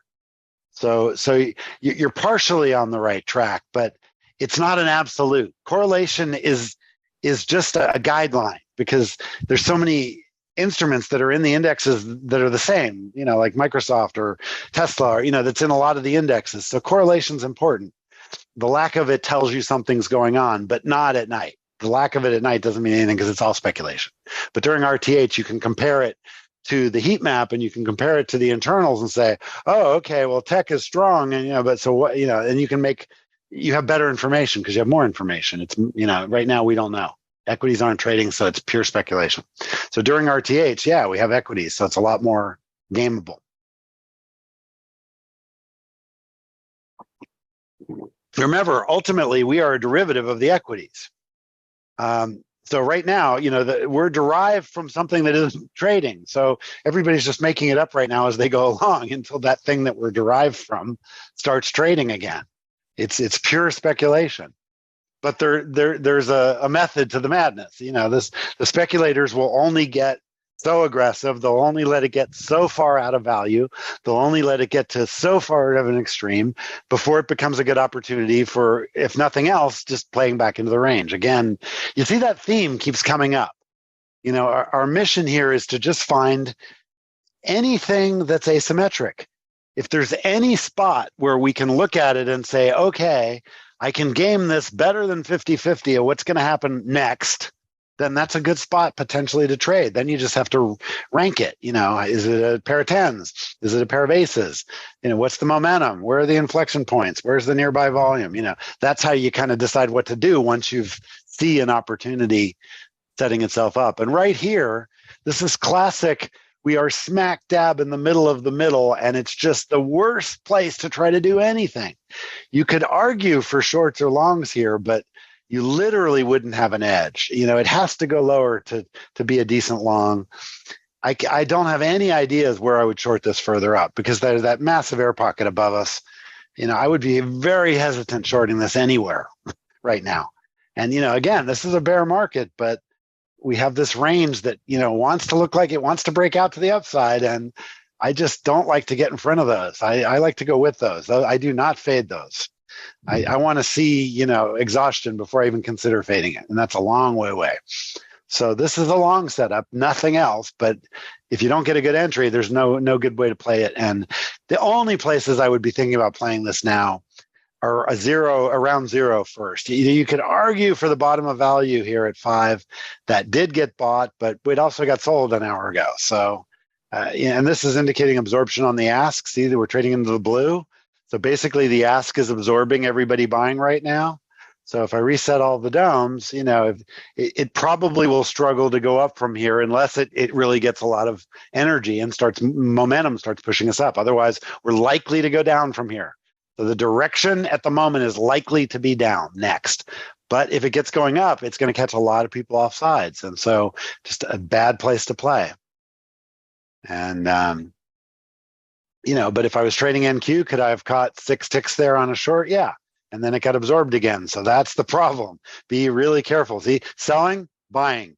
This is a really tight little range that's getting played. And, again, apexes, that's an apex. Whenever you have an apex, a tight little range that's getting played both ways, those tend to break really violently one way or the other. So a violent break down here would be a really good short. A violent break up, I have no trade for right now. It could go a long way before I'd want to fade it, and I wouldn't join it because it could reverse too easily. We're at the top of the range. So this is a bad spot to try to play.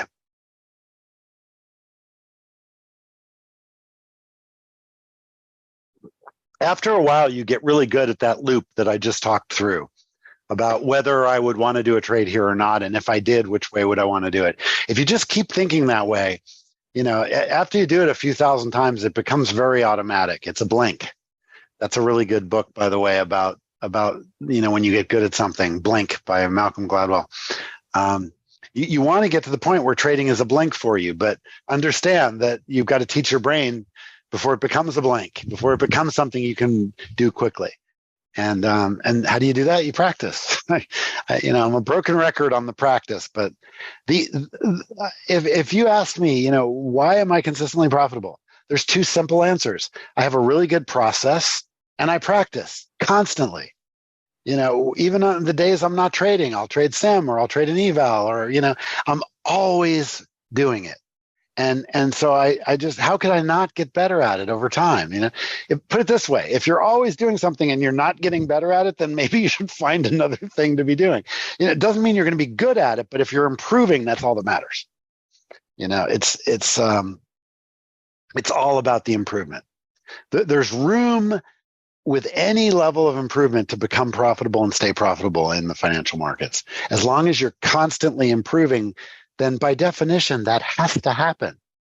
You just have to stay with it long enough to get there. And most people don't, they think they can learn it in a week or a month or a year and they're gone after a couple of years and they come back a couple of years later and they try again. You can't do it that way.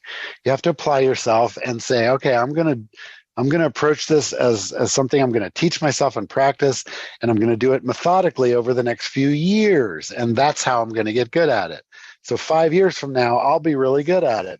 But right now, I'm going to have mixed results because I'm not good at it yet. I mean, it's like anything else. Yes, exactly. That's totally true, Renaud. And that's also like programming languages. I mean, I know a lot of programming languages, but, for example, C#. Could I sit down and just start whipping code out in C#? No way. Do I know it? Yeah. Do I know the syntax? Yeah. But do I do it enough to be able to just spit it out? No way. Same thing with a language, a vocal language. I'm really good at understanding a couple of dozen Mandarin words. I've spent time in Asia. I know salutations and things. I can communicate a little bit, but but I understand a lot of it just because I've heard it. And, but again, could I see it? If I saw it in writing, would I recognize it? No way. If somebody said it with an accent, would I still understand it? Maybe, maybe not. One of the things that always confused me when I was in Hong Kong and China was Cantonese versus Mandarin. Mandarin is the official formal language, but there's a lot of people out in the boonies where a lot of the businesses and factories are that speak Cantonese, and some of the words are similar, some of them are very different. And interesting example of that, if you're at all familiar with that part of the world. When I was a kid, my dad was a metal exec, and they made dolls in southern China. This is when Hong Kong was still owned by the British, and so a couple of times in my teens, I went with my dad to Hong Kong and went to factories in southern China and Guangzhou and places like that. And one of the first things I learned, the first words, was that there was two different ways to say thank you. One's Mandarin, "shei shei," and that's the formal thank you. And then the other is in Cantonese, "umgui," which is very informal, and they're used completely differently if you listen, but they're both mean thank you. And another thing that I found that was interesting right away, having studied Asian philosophy before I went there, and then I did in college, was that the Chinese character for the heart and the mind is the same character. They don't separate the two conceptually, and I think that's really cool. Anyway, there's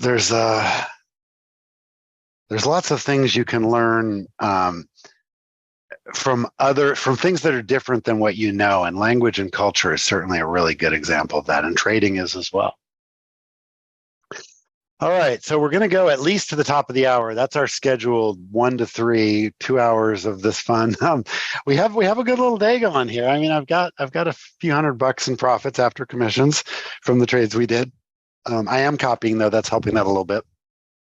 I'm trading one PA and copying to 2 other PAs, so there are 3 PAs, and it's also copying to our Scalpathon account that I'm trying to see if we can pass a 150 in the 2 weeks. I don't think it's going to happen, but we're on the way. We're at like $4,000 on that account, so I'll keep you guys posted, and I'll post some P&Ls later.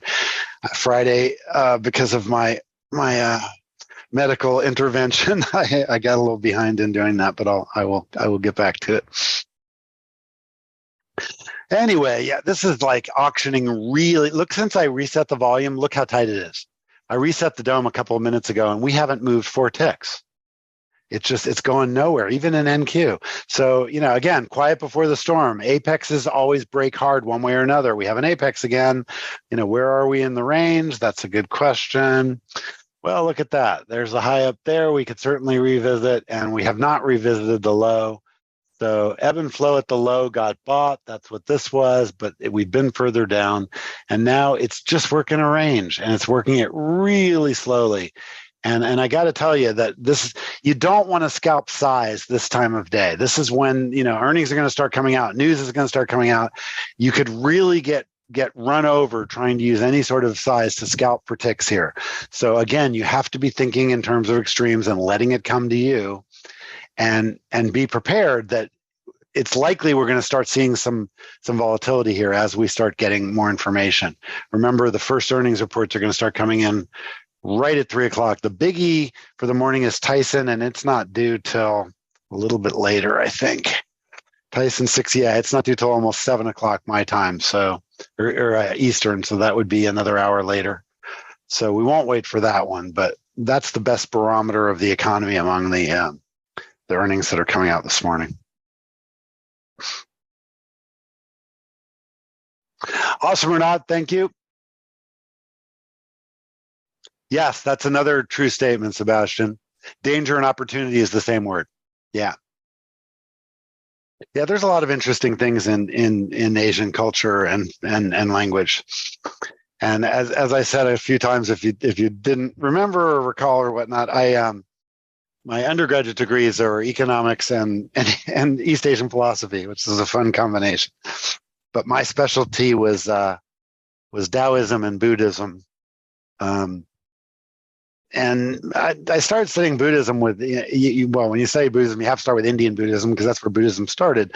But there are Asian versions, and Zen Buddhism is very different from traditional Indian Buddhism. And then when I started visiting China and traveled there more, my Taoist education became really interesting because China is really much more Taoist than it is Buddhist.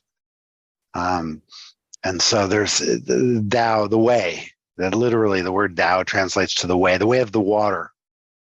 And it's a really cool philosophy that's very ancient.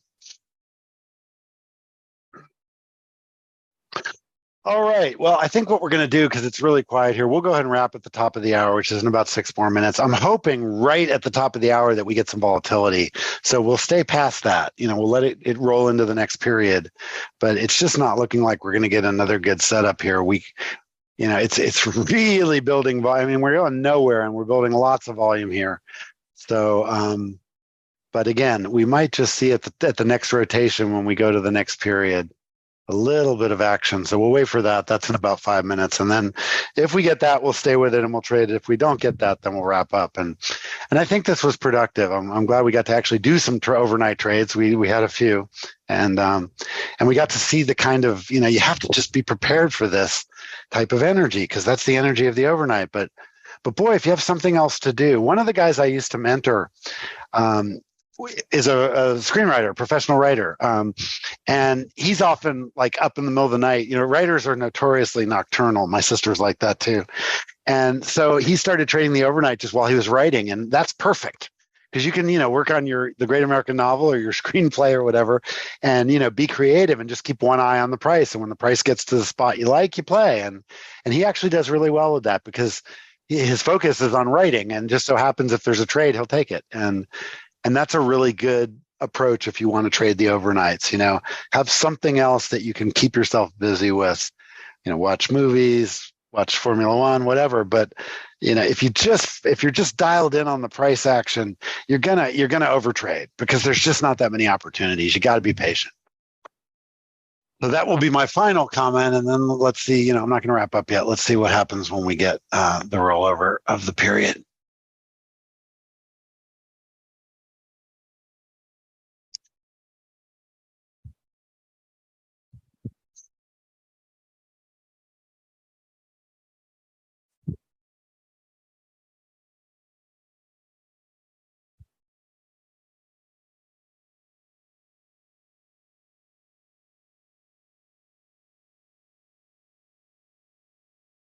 One of the things I do when I'm just killing time, I'm sitting on the bed right now, and I'm on my other computer.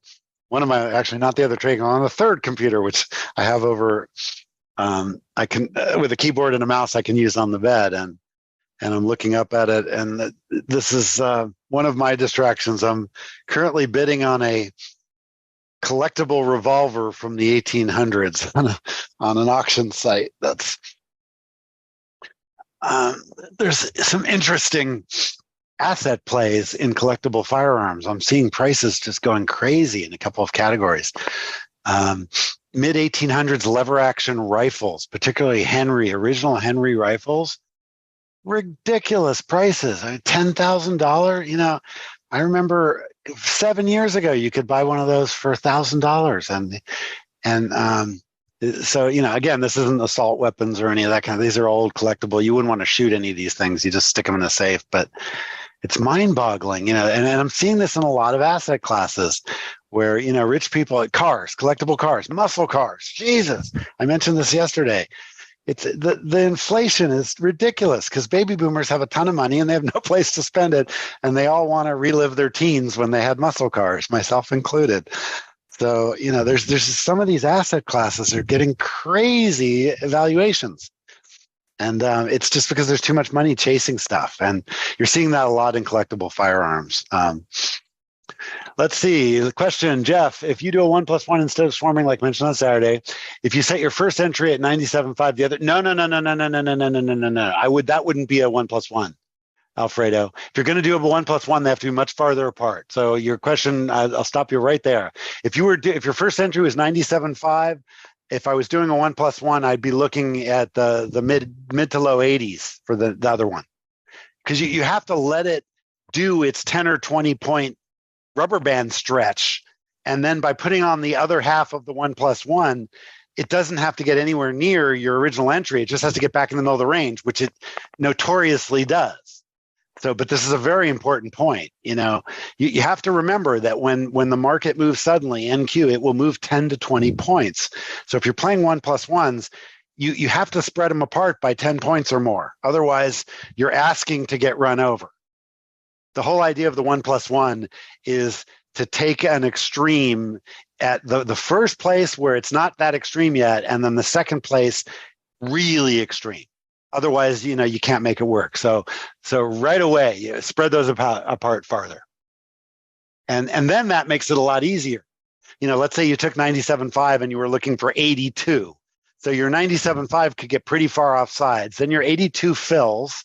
So do the math there real quick. What's your average now? You don't even have to get back into the 90s to get to break even. And that's a really advantageous position on a sharp move down like that. So that's how you have to think in 1+1 land. And that's why it's a really good technique to practice when you're new, because you really have to think about the worst case scenarios and the rubber band stretching out to make your trades. But I got to tell you, let's see, is he here?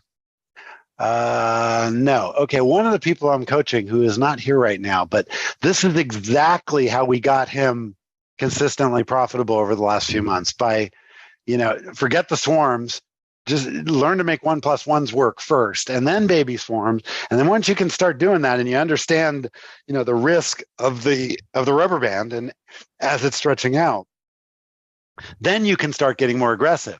But the danger and the mistake everybody makes is they just assume anytime we take out a ledge and we're at an extreme that you can just keep adding to it, and that's just not true. That watch Rogue Trader, that doesn't work. You have to have a methodology, a logic to the adding, and that's what we talked about Saturday. You really have to pre-plan the risk, and if you do that, it's ridiculously hard to have trades not work. You just have to really be patient to let them come where you need them to come to work. And that takes, guess what? Practice, tons of practice, because you're constantly using your problem-solving brain to override your monkey brain that wants to trade right away. And to make this work, you have to be relentlessly patient, and you have to be aggressive when it's the right spot, even if you are offsides. The aggression can get you out of being offsides if you are patient enough to do it at the right spot. But you can't just keep adding, because you will get crushed doing that. Okay, on ES, you'd be looking to place your 1+10 ticks away, while on NQ would be 10 points minimum. I don't like trading ES, as I've said, because the algorithms make doing what I just described really hard. It's much harder. But if I was doing a 1+1 in ES, it wouldn't be necessarily ticks. It would be based on the quarter numbers. That's what I do with 1+1s over there. I've talked about this a lot in TRG. I haven't talked about it a lot in Scalpathon, but ES respects the quarter numbers. The quarter numbers are 0, 0, 2.5, 5, 7.5, and 0, 0 again. So if you're going to be looking to play 1+1s, you've got to play them around the quarter numbers. So for example, right now, the place I would be looking to buy would be 52.5 and right above 50, maybe 50 quarter, 50 half. Those are places I would play. And it's not based on the ticks. It's based on the fact that, if you ever watched the ES, well, they would have been the ES or the SP contract trade in the pit. The quarter numbers have been respected for decades, and it's just a human trait of chunking things together. And you see it all the time. The quarter numbers are, for example, if we blow 0, 0, let's say we went up to 4,200, then 42.5, 40, if let's say we got to 4,200, 4,202.5 would trade, I promise you. And that would be the first place to look for a short. Because everybody will fade 4,200 and it will get run over. That's just the way ES works. But the algorithms will look at 2.5 and say, well, we can trade 2.5 back down to 50 quarter or 50 half. And that's what they will try to do. They'll trade around the quarter numbers, 3-4 ticks at a time. And you got to be really careful in ES, because you can have a trade that's a winner and all of a sudden, the algorithms are switching back the other way, or they're pushing toward liquidity, which acts as a magnet. You'll see that a lot. For example, right now there's liquidity at 57 and 60. You'll see, somebody bid the market up to sell it at 60. They'll put up little tiny bids and push it slowly up there, and then they'll crush it up there because that's where they wanted to sell it. You see games like that in the ES, and they're very hard to trade around, whereas NQ is just pure price action. So that's the answer. RTY, I've talked about that one as well. Maria loves RTY for good reason. RTY follows the same behavior of ES, but it just spreads it out. Look at the volume profiles. This is just a spread out version of this. So that's what I do. I use the ES cues if I'm trading RTY, but I never trade RTY this time of day. It's way too thin. RTY is only regular trading hours. Trying to trade RTY overnight is just silly. I know people that do it, but you've got to be really good at understanding the small caps market, and I don't recommend it for anybody in Scalpathon. Not in the overnight. During regular trading hours, it's ideal. There are no algorithm traders in RTY because it's too thin. So you can mimic ES, but get much better executions. And that's basically what Maria does. She adopted that. I spoke about that in the workshop in 2019, and she made that her strategy, and she's been doing it profitably ever since, better than I did. RTY, again, once you find an instrument that fits your personality and just, learn that instrument. Maria really has a good understanding of how RTY moves around. And so that's her edge now, and all the same techniques, but she's chosen to execute over there, and totally get that. It's look, ES is the hardest place to execute. It's sometimes impossible to make an idea work in ES that will work in YM, RTY, or NQ. NQ and RTY, you get the most movement, you get the most rubber band, they're the thinnest, they can also run you over the most. YM is the easiest to trade because it's only 30 instruments, and during regular trading hours, you can monitor those instruments and game them against each other because there's only 30 of them. Trying to do that with the S&P 500, where there's 500, impossible. Same thing with the NASDAQ with 100 of them. But when there's only 30, we see that a lot. Like when Goldman announced bad earnings, the entire YM was up, Goldman was down. All you had to do is watch Goldman. When it started to improve, buy the YM, and boom, profitable trade. So there's a lot of nuance to the different instruments, but I don't recommend trading ES. I really don't. The only exception I would make to that is if you're a pure structural trader. ES respects structure because it is the structure. NQ, you have to, crunch it, or you have to do something else to try to figure out the structure of NQ, and it's just not as readable. But if you're a structural player, then by all means, ES is where to play. But I submit to you that my buddy's model came back with the conclusion, and I agree with it, based on my experience, that even if you see a good structural play in ES, you will be able to more profitably execute that exact same setup in NQ at the same time. You will get more movement out of it. The algorithms will not be your enemies. And there's so much algorithmic activity in ES, and it just doesn't work in the other indexes because they're not liquid enough to support it. Good question. All right, we're at 3:07. I went a little longer because I was hoping we'd have something to do, but I'm going to cancel my orders. Always remember before you leave your platform for any length of time to hit cancel. Make sure you are in fact flat. I always look at Rhythmic too, because sometimes it'll leave a trade on in one account if I'm copying. And I always hit that cancel button because I always, I've got orders I left on, and that's happened to me. Well, I'll forget to cancel and I'll go do something, and some order from 3 hours ago filled, and I don't necessarily want it to. I've had that work in my favor, but only because I got lucky. I've had it work against me too. So I just, pure habit. Anytime I'm done with the trade, I click cancel, or if I'm walking away from the platform, I click cancel before I do, and I look at my Rhythmic to make sure that there's no hanging contracts. All right. Thank you, Sebastian. Thank you, everybody. JVC, appreciate you getting up early with me. Are there any other questions or comments? Anybody, anything you want to add? Again, was productive. We did a little bit of trading. Between now and the open, it should get busier. It just is more difficult to trade because we're going to, the earnings are going to come out and whatnot. But if you still are continuing this morning, be very mindful of the Tyson numbers coming in about 50 minutes, because if anything's going to move this around, that could.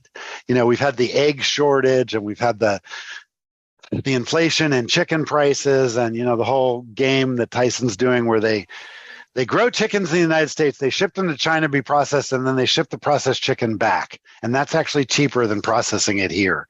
I don't understand why that's that way, but it is that way. Anyway.